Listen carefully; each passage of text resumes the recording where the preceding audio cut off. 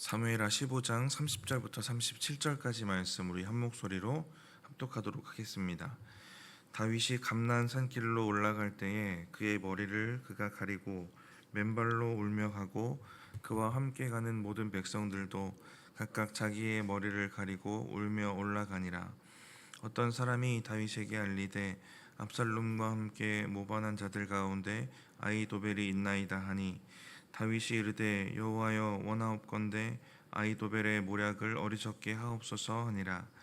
다윗이 하나님을 경배하는 마루턱에 이를 때에 아렉 사람 후세가 옷을 찢고 흙을 머리에 덮어쓰고 다윗을 맞으러 온지라. 다윗이 그에게 이르되 내가 만일 나와 함께 나아가면 내게 누를 끼치리라. 그러나 내가 만일 성읍으로 올라가서 압살롬에게 말하기를 왕이여 내가 왕의 종이니이다. 전에는 내가 왕의 아버지의 종이었더니 이제는 내가 왕의 종이니이다 하면 내가 나를 위하여 아히도벨의 모략을 패하게 하리라. 사독과 아비아달 두 제사장이 너와 함께 거기 있지 아니하냐. 내가 왕의 궁중에서 무엇을 듣든지 사독과 아비아달 두 제사장이 알리라. 그들의 두 아들 곧 사독의 아히마아스와 아비아달의 요나단이 그들과 함께 거기 있나니 너희가 듣는 모든 것을 그들 편에 내게 소식을 알릴지니라 하는지라. 다윗의 친구 후세가 곧 성읍으로 들어가고 압살롬도 예루살렘으로 들어갔더라. 아멘. 다윗은 압살롬의 반역으로 도망길에 오르게 됩니다. 함께 가려고 했던 사독과 아비아달 제사장에게 오늘도 언급이 되는데 그 제사장과 그의 아들들을 성에 남게 합니다. 그래서 압살롬의 소식을 전할 수 있도록 그런 조치를 해놓고요. 이제 30절 보시면 떠나는 다윗의 모습이 나오는데 참 슬프고 처량한 이런 모습들이 보여집니다. 30절 같이 한번 읽어보겠습니다. 다윗이 감람산 길로 올라갈 때에 그의 머리를 그가 가리고 맨발로 울며 가고 그와 함께 가는 모든 백성들도 각각 자기의 머리를 가리고 울며 올라가니라. 30절을 보니까 다윗이 머리를 가리고 걸어가는데요. 이건 엄청 슬프고 고통스러운 마음, 거기에 이제 절망적이면서도 수치스러운 마음을 표현하는 표현입니다. 그리고 30절에 다윗이 맨발로 걸어가는데요. 그 시대에 맨발로 걸어가는 거는 노예들만 하는 행동입니다. 그런데 이런 슬픔 상황에서는 이제 맨발로 걸어가기도 하는데요. 이런 행동들이 하나님 앞에서 하는 행동이 되면 이거는 자기를 겸손히 낮추는 행동이 되고 또 자기의 죄를 회개하는 행동으로 여겨지게 됩니다. 어제 본문의 언약궤를 예루살렘에 남겨놓는데요. 그러면서 다윗이 하는 말을 보면 지금 다윗의 믿음과 영성은 그래도 괜찮은 상태가 되었습니다. 그러니까 다윗이 머리를 가리고 맨발로 걷는 것이 슬프고 절망적이고 수치스럽고 이런 감정만 표현하는 것이 아니라 한편에는 분명히 하나님 앞에서의 그런 표현이기도 한 거죠. 그러니까 겸손과 회개의 마음을 하나님 앞에서 표현하고 있는 것이기도 합니다. 다윗이 절망적인 마음도 있고 하지만 한편에 하나님을 향한 그 고백과 신앙을 가지고 또 이 상황을 마주하고 있는 모습을 볼 수 있습니다. 그러던 중에 31절인데요. 다윗이 충격적인 소식을 듣게 됩니다. 31절을 보시면 충격적인 소식을 듣고 바로 저주하는 듯한 기도를 하는 것을 볼 수 있는데 이런 모습을 통해 보면 이게 별로 충격이 아니라 그냥 화가 났나 보다 생각할 수도 있지만 이게 다윗에게는 큰 충격이 됩니다. 아히도벨이라는 사람은 이 반란의 중심 세력 핵심 인물이었는데 모사였던 사람입니다. 다윗의 친구이기도 하고 다윗에게 많은 조언을 해주었던 중심 인물이었어요. 다윗 정부에도 중심 인물이었던 사람입니다. 아히도벨이 배신했다라는 건 이제 대세가 압살롬에게로 기울었다는 것이고 아히도벨도 이것을 알았기 때문에 또 배신한 것이기도 한데요. 아히도벨이 후에 죽는 모습을 봐도 알 수 있는데 지금 대세가 어디로 흘러가는가, 상황이 어떻게 흘러가는가에 대한 이 판단력이 상당히 좋은 사람입니다. 그래서 지금 상황을 판단하고 기회주의자처럼 이제 배신을 하고 있는 것이고, 나중에 죽음을 당할 때도 스스로 죽는데 그때도 상황을 너무 정확하게 읽고 그 상황 때문에 죽음을 마주하기도 합니다. 아히도벨은 다윗이 믿었던 사람 중에 하나이고 다윗의 신임을 받아서 말씀드렸던 것처럼 모사가 되어서 다윗에게 조언을 해주던 사람입니다. 지금 다윗에게 가장 필요한 사람 중에 하나이기도 해요. 그런데 지금 가장 필요할 때에 배신을 하고 있는 것입니다. 이때 다윗이 큰 충격을 받고 그때 느꼈던 감정이 시편 55편에 기록되어 있습니다. 그래서 시편 55편 12절 13절을 보면 나를 책망하는 자는 원수가 아니라 원수일진데 내가 참았으리라. 나를 대적하는 자기를 높이는 자는 나를 미워하는 자가 아니라 미워하는 자일진데 내가 그를 피하여 숨었으리라. 그는 곧 너로다. 나의 동료, 나의 친구요, 나의 가까운 친구로다. 온갖 문장이 좀 복잡하게 써 있거든요. 한글로 읽으면. 네, 이런 의미입니다. 나를 비난하는 사람이 원수라면 내가 참았을 것이고, 내 앞에서 교만하게 잘난 척하는 사람이 나의 대적이면 숨었을 것이고, 그런데 55편 13절에 그런데 너라니 나의 동료, 나의 친구, 나의 벗이라니, 이런 한탄을 하고 있는 거예요. 내가 동료로 여기고 친구로 여기고 가까운 친구, 가까운 벗이라고 여겼던 사람인데 원수도 아니고 대적자도 아닌 네가 어떻게 배신을 할 수 있느냐, 이제 이런 감정들을 표현하고 있어요. 근데 31절을 이제 섞어서 보면 다윗이 이런 절망적이고 또 배신감도 느끼고 이런 안 좋은 감정들을 마주하고 있지만 바로 이제 주님께로 시선을 돌리고 있다는 것을 우리가 31절을 통해 볼 수 있는 겁니다. 31절을 같이 한번 읽어보겠습니다. 어떤 사람이 다윗에게 알리되 압살롬과 함께 모반한 자들 가운데 아히도벨이 있나이다 하니 다윗이 이르되 여호와여 원하옵건대 아히도벨의 모략을 어리석게 하옵소서 하니라. 기도를 합니다. 그 다윗이 겪었던 감정이나 그 충격들은 시편을 통해 받고, 그런데 바로 시선을 하나님께로 돌려서 기도합니다. 아히도벨의 모략을 어리석게 하옵소서. 말씀드렸던 것처럼 아히도벨은 유능한 사람입니다. 그래서 다윗의 기도도 그의 유능함에 맞춰져 있죠. 그의 모략을 어리석게 하옵소서입니다. 압살롬의 반역으로 다윗이 큰 어려움에 빠졌고 아히도벨의 배신으로 큰 절망도 한 번 더 느끼게 됩니다. 근데 이 절망과 두려움이 찾아오는 배신감을 계속해서 느끼는 시기에 어제 본문에도 드러나지만 다윗의 영성과 지혜와 이런 성품들이 회복되어져 있다라는 것이 그래도 긍정적입니다. 오늘 본문 31절에 보면 다윗이 기도했던 그 기도의 신앙이 회복되어 있는 것을 볼 수 있습니다. 31절 아히도벨의 배신 소식을 듣고 바로 기도하는 다윗의 모습을 우리가 볼 수 있습니다. 다윗이 절망과 좌절이 두려움이라는 감정을 마주했을 때 그 감정과 함께 하나님을 생각하고 기도의 자리로 옮겨가는 모습을 볼 수가 있습니다. 한 가지 우리가 얻을 수 있는 답은 절망적인 순간, 이런 여러 가지 감정이 찾아올 때 이게 유일한 답이겠구나라는, 여러분도 잘 알고 계시는 기도가 이 모든 것이 답이구나 하는 것들을 우리가 다시 한번 알 수 있습니다. 또 한 가지 생각해 볼 수 있는 건 감정에 대한 부분인데요. 다윗이 도망하는 길에 올랐을 때 느꼈던 절망과 비참함이 있고요. 아들의 배신에 이어서 오늘 또 아히도벨의 배신을 통해 느꼈던 배신감이 있습니다. 다윗이 찾아오는 감정들을 감추거나 밀어내지는 않아요. 감정들을 다 받아냅니다.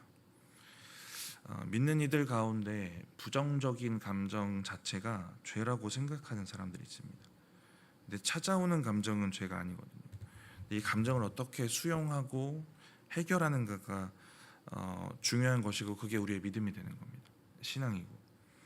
다윗도 찾아오는 감정을 느끼고 드러냅니다. 근데 그것을 믿음으로 신앙으로 수용하고 해결해가는 모습을 오늘 본문에서도 보여주고 있는 거예요. 서두에 말씀드린 것처럼 머리를 가리고 맨발로 걸으면서 인간적인 감정을 드러내고 있지만 또 그것을 통해 하나님 앞에서의 겸손과 회개의 마음으로 수용하고 있고, 또 배신감이라는 감정을 하나님 앞으로 가져와서 바로 기도하고 있는 것을 볼 수 있습니다. 우리가 잘 정립하고 생각해야 되는 것 중에 하나가 저는 이 부분 같아요. 감정을 대하는 신앙입니다. 감정을 다 수용하고 받아내는데, 거절하진 않는데 감정을 다 수용하고 받아낸다고 이것을 주변에 쏟아내서 주변을 어렵게 만들자고 하는 건 당연히 아니겠죠.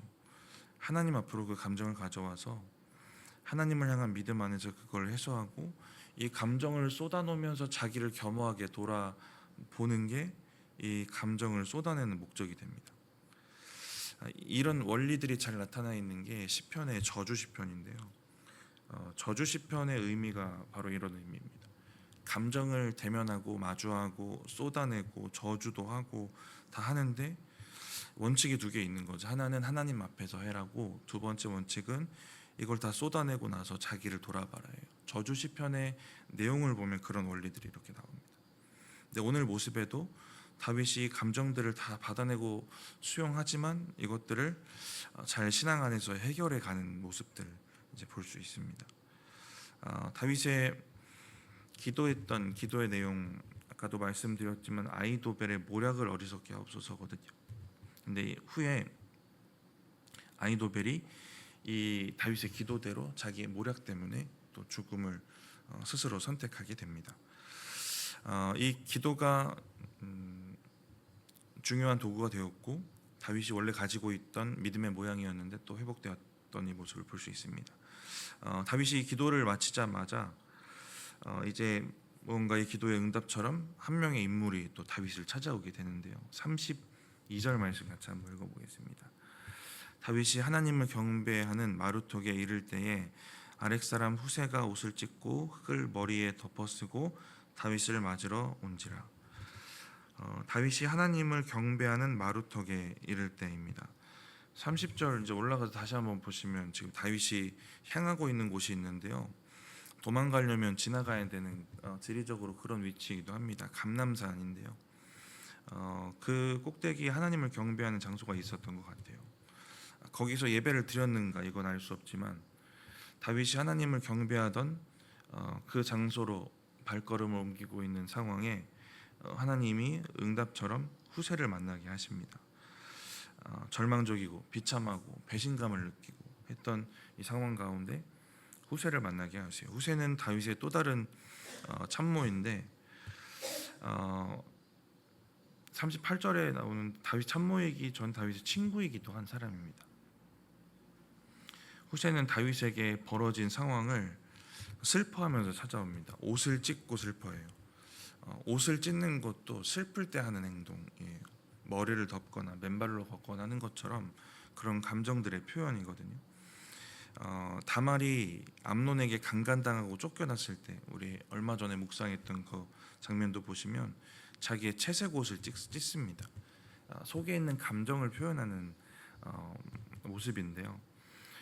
그런데 이 슬픔을 당한 당사자가 아니라 다른 사람이 이런 행동을 하는 건 공감의 의미가 있습니다. 공감과 동참의 의미가 있어요.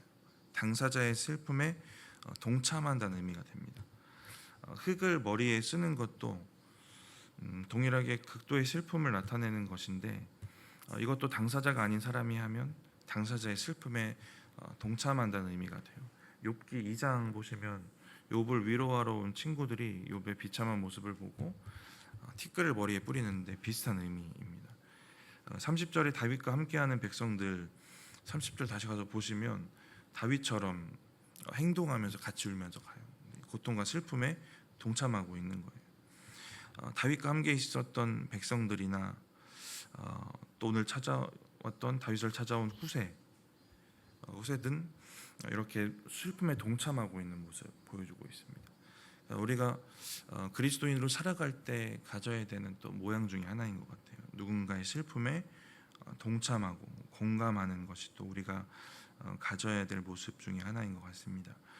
이렇게 후세는 진심으로 다윗의 슬픔에 공감하고 동참하는데, 그러면서 다윗과 함께 가겠다고 얘기를 하지만 33절처럼 다윗이 이야기를 합니다. 우리 33절 같이 읽어보겠습니다.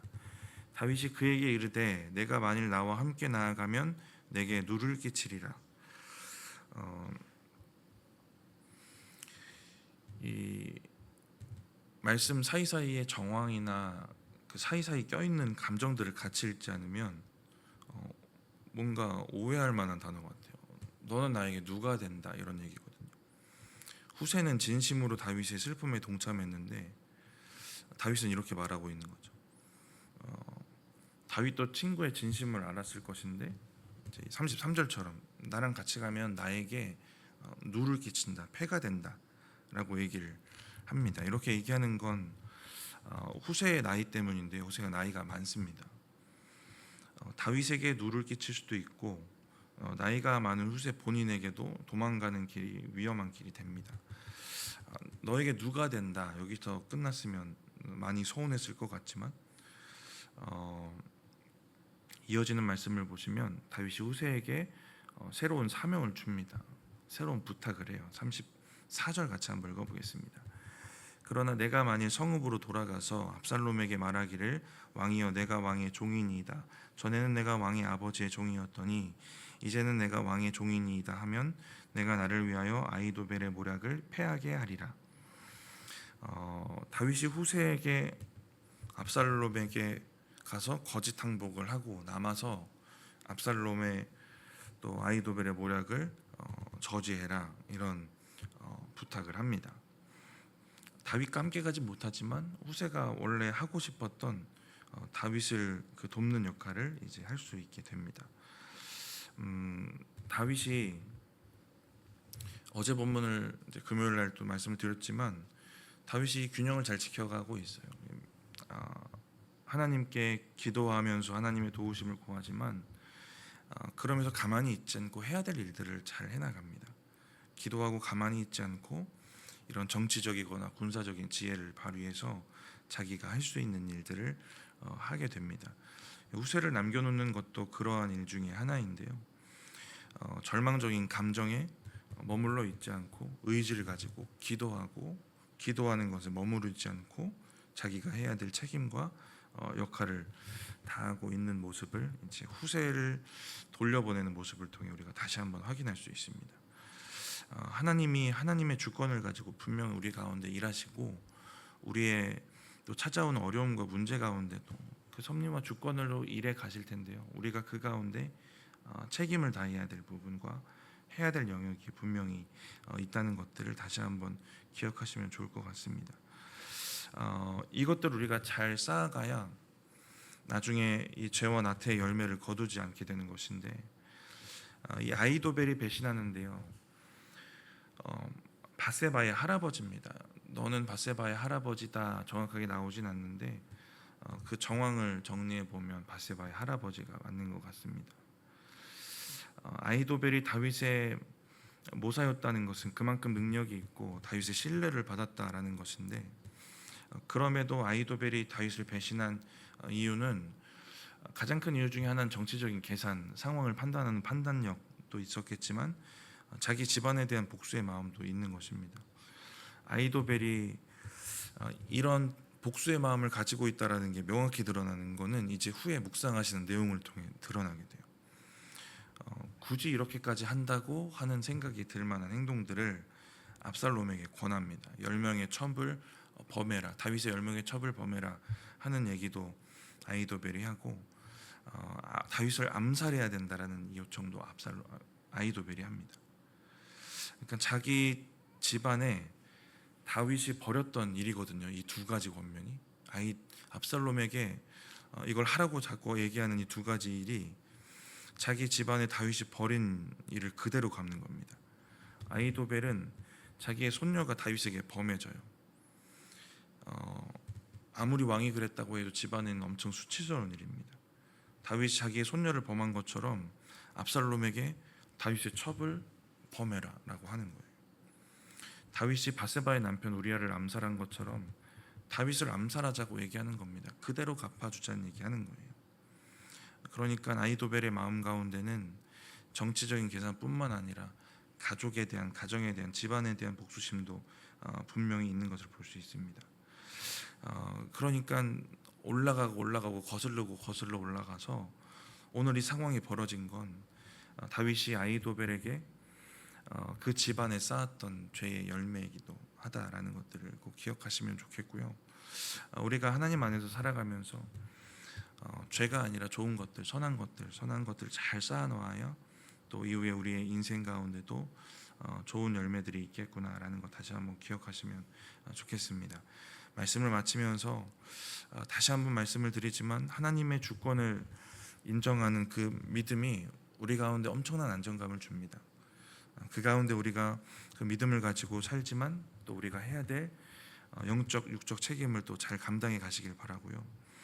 우리가 또 살면서 마주하는 여러 부정적인 감정들 있는데 이 마음들, 감정들을 하나님 안에서 잘 해결해 가시는 또 저와 여러분들 되시기 바랍니다. 잠깐 기도하겠습니다. 하나님 감사합니다. 오늘 사무엘하 15장 말씀을 통하여서 우리에게 또 일어나는 일들을 우리가 영적인 원리 가운데 어떻게 바라보고 또 어떻게 대비하며 어떻게 이겨나갈 수 있는지를 또 생각하게 하셔서 감사합니다. 우리가 하나님의 섭리 가운데 또 하나님의 주권을 인정하는 믿음을 가지고 살지만 또 우리가 그 가운데 해야 될 우리의 영적인 책임들 잘 감당할 수 있도록 하나님 믿음과 능력을 더하여 주시고 우리가 어려운 가운데 마주하는 어려운 감정들을 우리가 하나님 앞에 쏟아놓으며 잘 해결해 갈 수 있도록 하나님 또 그러한 믿음과 지혜도 허락하여 주시옵소서. 하나님 이 시간 주님 앞에 예물 드린 손길들 기억하여 주시고 응답하여 주시고 또 드려진 예물 주님의 나라를 위해 아름답게 사용되도록 축복하여 주시옵소서. 감사합니다. 예수님의 이름으로 기도드립니다. 아멘.